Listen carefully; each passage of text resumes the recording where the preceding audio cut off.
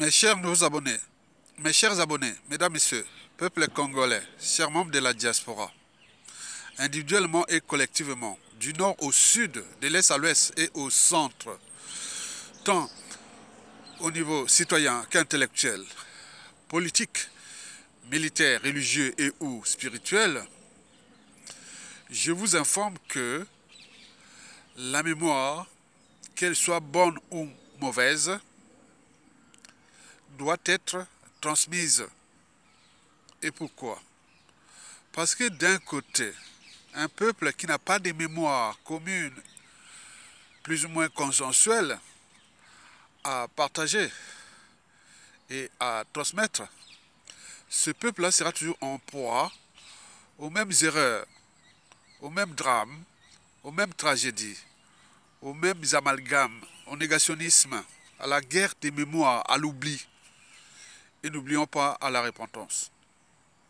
Et de l'autre côté, c'est un peuple qui n'a pas d'avenir, d'où l'intérêt de la transmission. Parce que la mémoire se transmet et l'espoir se donne. De ce qui précède, je vous informe qu'aujourd'hui, je vais ici vous transmettre la mémoire vivante à travers trois affaires d'intérêt général, dont deux sont d'ordre national et une d'ordre géopolitique sous-régional d'Afrique centrale. Explication. D'abord, la première affaire d'intérêt général, elle concerne Denis Christophe Sassou Nguesso. Vous le savez que le pétrole congolais, depuis 2010 à peu près, fut volé par lui et ses partenaires pour le compte d'un côté de la France-Afrique et de l'autre côté pour leurs propres intérêts.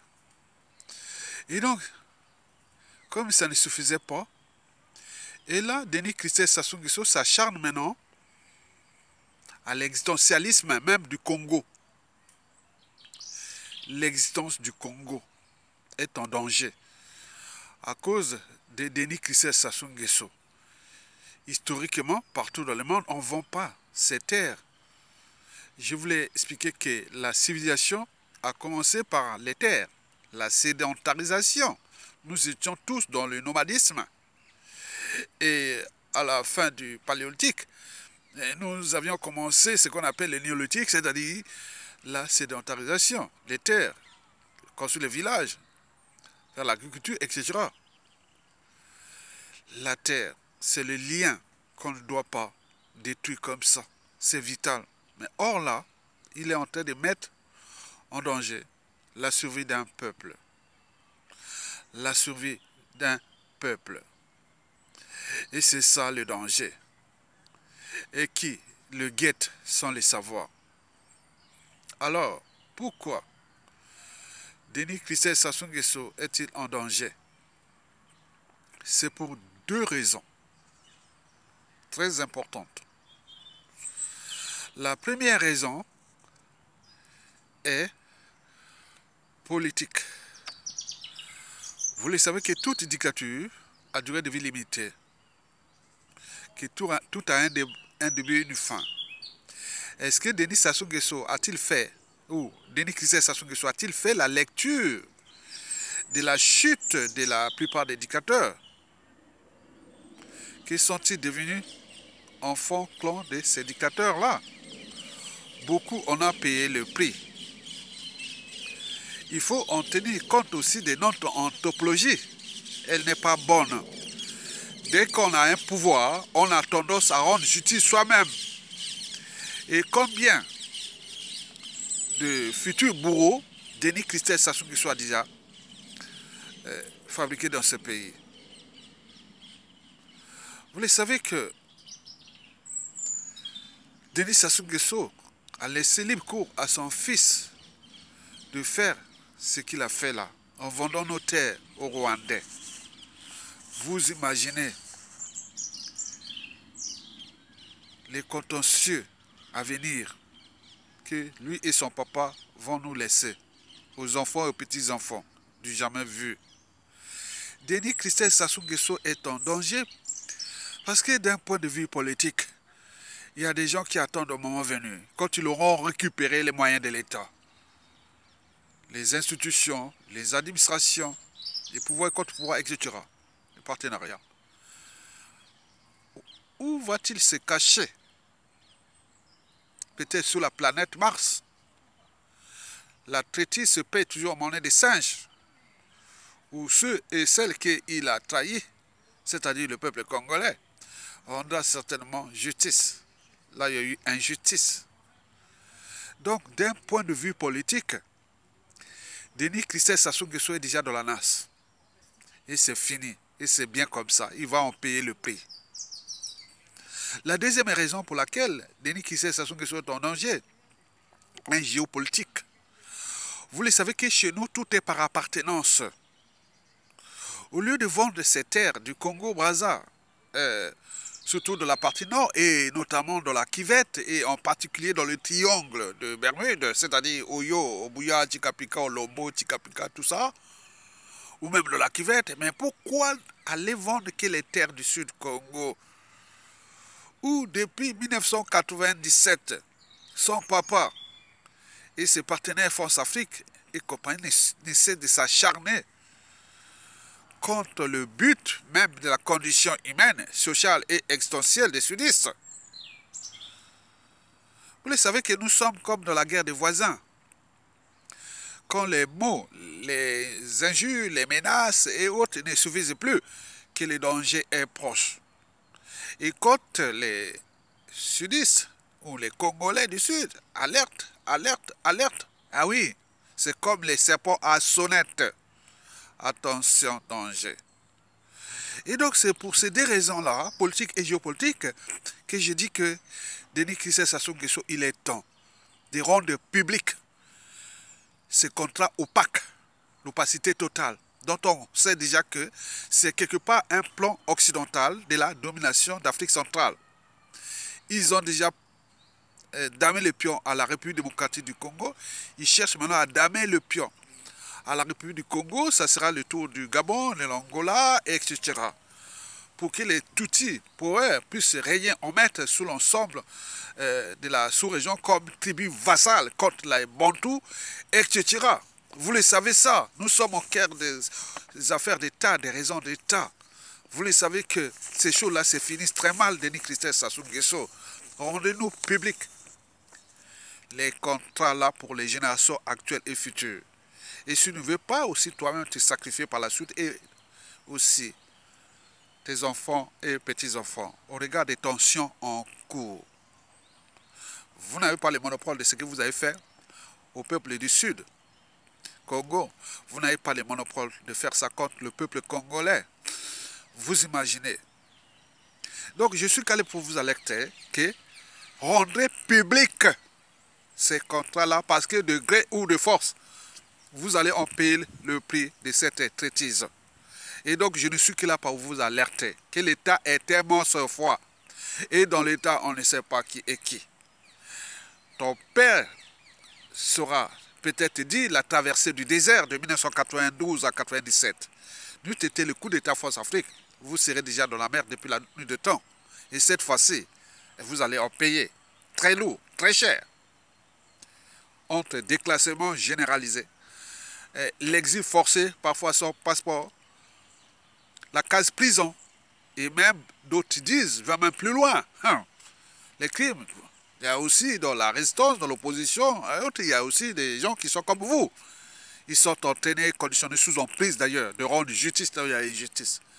Donc au lieu de s'acharner contre les terres du Sud, au regard des enjeux géopolitiques à l'échelle nationale, et vous êtes là toujours en train de laisser ça dans l'opacité. On vous alerte, on vous alerte. Continuez à jouer avec les petits poètes pour espérer succéder à ton papa, parce que le Congo là est devenu votre propriété privée, et vous jouez de la France-Afrique et de l'ordre mondial comme votre compagnie d'assurance et réassurance, et jusqu'à combien de temps encore?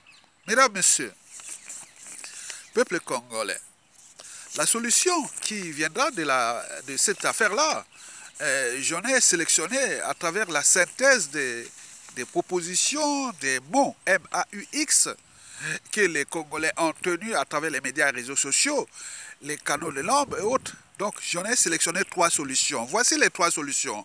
C'est-à-dire, la priorité, c'est Sassou Nguesso dégage. Ça, c'est la première solution. Il n'y a pas à se détourner d'attention parce que l'enjeu est vital, existentiel. La deuxième solution, ce sera la jurisprudence. Donc, il y aura des procédures engagées contre le Rwanda à l'échelle nationale et surtout pour la confiscation de ces terres-là. Et des lourdes amendes seront attribuées pour qu'ils payent d'abord ça pour espérer avoir un procès. Et pour ceux qui sont à l'échelle nationale, vous imaginez que ça risque d'être chaud avec cette traitise quand la paix aura changé de camp. La troisième solution, c'est la solution socio-culturelle. Vous le savez que le général Maëlle Bukungu Lieko avait dit que bon, dans une nation, lorsque les criminels ou tout ça, voilà, donc si on n'arrive pas à atteindre ça, c'est ils sont complices. Donc il y aura certainement des gens au pouvoir qui seront là pour laisser un peu de coup de main à des gens de régler les comptes et récupérer leurs terres, leurs terrains et autres sans que justice passe au Congo. On est chez nous. Donc les Tutsis là, vous risquez d'avoir chaud de la presse Sassou. Et donc dès qu'ils chutent là, barrez-vous, laissez vos terres là. Sinon, de toute façon, vous allez payer des amendes. En plus des confiscations, en plus des emmerdes qui vont arriver. Donc nous le savions très bien. Mesdames, Messieurs, peuple congolais, voilà pour l'essentiel de la transmission d'intérêt général dans cette affaire-là, qui touche pour moi, est sensible parce qu'il y a au quai de la géopolitique. Tout chez nous est par appartenance. On dit que les nordistes ont vendu les terres au sud, etc., etc. Donc vous imaginez ce conflit qu'on vient nous crier, en plus des crimes que ce soit fait dans ce pays depuis les assassinats du commandant président Marangombi, jusqu'à nos jours, on continue à ajouter les contentieux historiques comme les millefeuilles et jusqu'à combien de temps encore. Donc, dégageons Sassou Nguesso. Le problème de dédicter Sassou Nguesso de ce clan est secondaire. Donc, c'est d'abord le dégager et voir là où va se passer le pouvoir de la presse Sassou Nguesso. Est-ce que ça sera aux mains des patriotes et ou des mêmes qui vont détruire le Congo et nous serons foutus pour les 30-50 prochaines années. Donc, cessons de se laisser faire. Les peuples se libèrent. Et donc, nous vous invitons à se libérer. Mesdames, Messieurs, peuple congolais, la deuxième affaire concerne Adou Danga. Vous savez que le directeur général de la Société d'énergie du Congo, l'ancienne SN2, et que 2 tiers des Congolais payent l'électricité sans consommation. 2 tiers, vous imaginez, avec la fameuse taxe pour la consommation. Donc, vous payez, attends, c'est pas possible. Et donc, là, il venait d'être nommé ambassadeur de la paix. Mais qu'est-ce que la paix a à faire avec quelqu'un qui prive la population de l'essentiel du but de la condition humaine? Le but de la condition humaine repose sur l'éducation, l'accès à la nourriture, aux soins, à l'énergie, etc. Mais là, c'est réduit au silence. En plus, là, il venait d'être nommé ambassadeur de la paix. Qu'est-ce que la paix a à faire avec quelqu'un qui prive les uns et les autres de l'électricité? Il y a un souci. Il s'agit là d'un indicateur du niveau de la souveraineté d'un peuple. Parce que les tests, on vous prive de tout. En plus, ceux qui vous privent de tout, ils sont décorés. Mais jamais vu. Adou Danga, lorsqu'on a tout gagné ou perdu dans la vie, il faut toujours avoir à l'esprit comment défendre et protéger à la fois la raison, l'esprit critique, la liberté, la dignité, la conscience, l'éthique. L'éthique va avec le droit et la morale. l'empathie, etc. Mais là, zéro. Tu passes ton temps à danser devant Sassou Nguesso. Sassou Nguesso n'est que de passage sur terre. Et le pays est dans la merde. Même au niveau énergie. L'énergie à Brazzaville, c'était un luxe. L'énergie au Congo, c'était un luxe. Alors que nous avions le deuxième réseau hydrographique le plus dense du continent. Où il y a le soleil et tout compagnie. Et vous, là, donc vous venez d'être décoré par vos actionnaires. Et donc là, le pays est mort. Et donc tu opéras aussi tôt ou tard ce prix-là. Toute dictature à durée de vie limitée. Sassou Akomina Souka. Je ne sais pas, tout ce mal-là que vous avez fait là, continuez à danser devant Sassou, à couper l'électricité qui se bat pour... Non. Dans toute organisation, lorsqu'il y a un dysfonctionnement, c'est celui qui a la tête qu'on est responsable. Les poissons pourraient toujours pas la tête. Donc c'est la chaîne des responsabilités. Quand vous avez un mercenaire contre le peuple là, contre ce pays, la suite est logique. Vous ne travaillez pas pour l'intérêt du pays. Non. Même sous Sassou Nguesso 1, il y avait encore une part de l'éthique au niveau des institutions, administration de l'État, etc. Mais là, plus rien. Jusqu'à combien de temps encore? Et continue à faire la fête et à être décoré. Comme le vieux nègre et la médaille de Ferdinand Oyono. Oui, tu deviens le vieux nègre et la médaille. On te donne la médaille pour aller fracasser, peiner, souiller, humilier le peuple. Très bien. Chaque chose a un temps. Vous savez, le cycle de vie bourreau-victime est réversible. Lelo yayo, lobia moninga. Et on vous regarde. Au lieu de se battre pour ces problématiques du but de la condition humaine, l'accès à l'eau potable, l'eau au Congo est insalubre et empoisonnée. Et tous ces gens-là seront traqués. Vous, attends. Vous dites, non, c'est un crime contre l'humanité que vous êtes en train de faire là avec Sassou Nguesso. Bien entendu, le pays est occupé. Ce sont là les indicateurs, avec les décorations et tout ça de vinaigre et la médaille. Et jusqu'à combien de temps encore?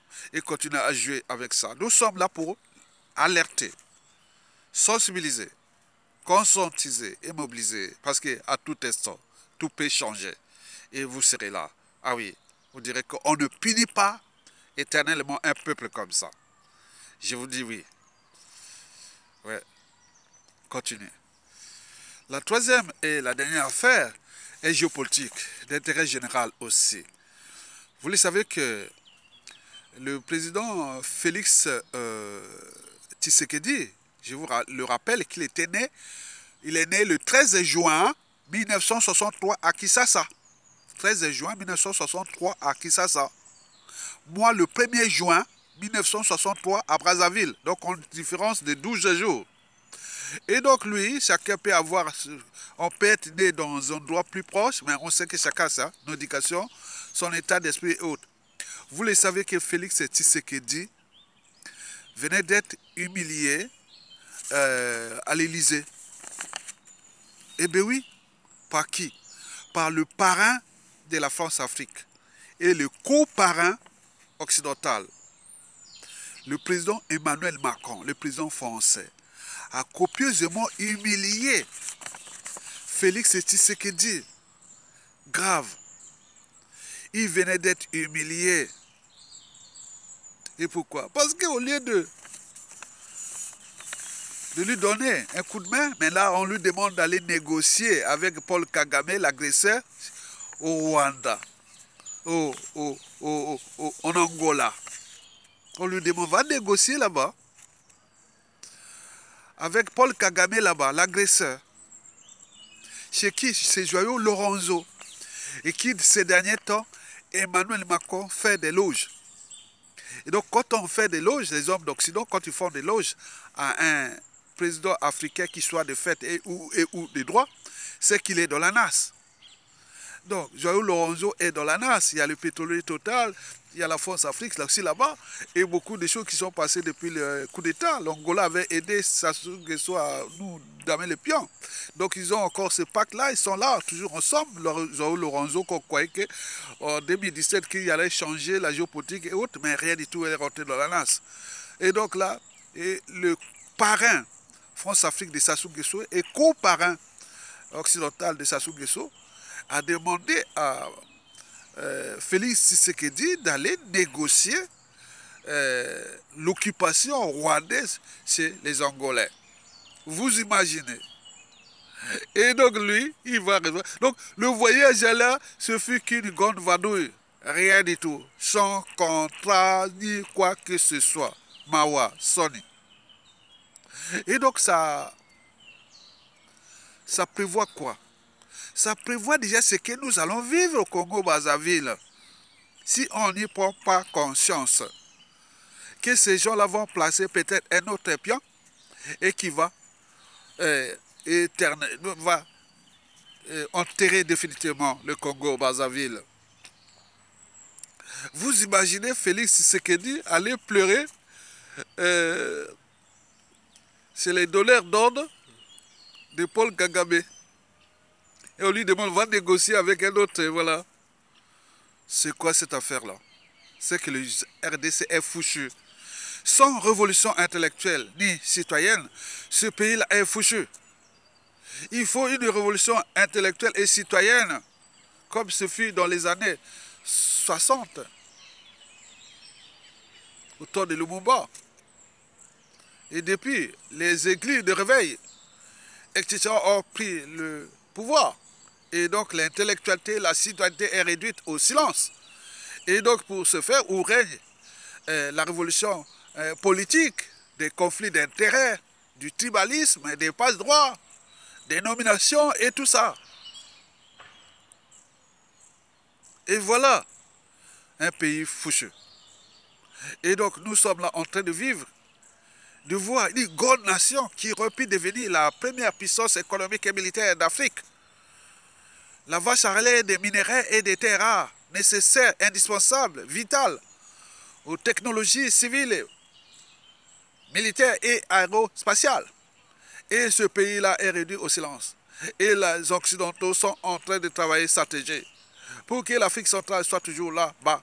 Et donc ils sont en train de installer les tutis par-ci par-là, comme des terroristes pour terroriser l'Afrique centrale, pour qu'on puisse exploiter à bas coût, à bas prix, les ressources gigantesques dont dispose l'Afrique centrale. Donc, et nous, le Congo-Brazzaville, on est déjà à la lasse. Et si on ne prend pas conscience du danger, Christelle Sassou Nguesso et son papa, et nous sommes foutus aussi. D'où l'intérêt d'alerter et de prendre nos décisions pour virer le monsieur-là, pour que nous puissions se préparer dignement aux enjeux de toute cette réorganisation géopolitique, géostratégique à l'échelle planétaire entre le Sud et le Nord, le Sud global et l'Occident à l'échelle continentale.